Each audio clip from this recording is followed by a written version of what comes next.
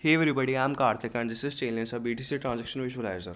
A BTC transaction is a secure ledger entry onto the blockchain in which the old and unsigned outputs known as UTXOs are actually deleted and new ones created on its place. So here is a value flow diagram for a certain BTC transaction. On the left side is the initiator or the input of the transaction. On the right it is the output or the receiver of the transaction. The difference between the money of both is known as the transaction fees, which is the calculated on the basis of the fee rate, the number of satoshi per virtual byte. The virtual byte is the unit which calculates this transaction fees. The higher the virtual bytes, the more transaction fees you have to pay. And if you clearly see, it has P2PKH and OP return. These are the script types on the BTC blockchain, which actually states that P2PKH was a legacy script type, and for storing some data onto the blockchain for secure method, we actually use OP return, which is the data embedding.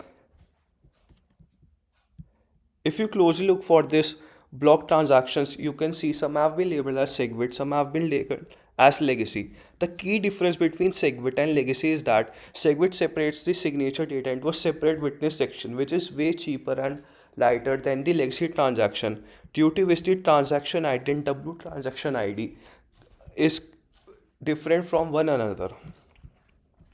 Other than that, for the legacy transaction, you can actually see there has been a labeled RBF. This is replaced by fee.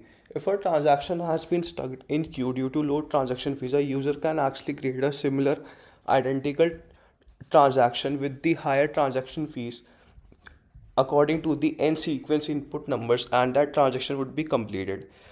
Another concept is the of time lock, which states that the blockchain or BTC can actually certain the amount of transaction to be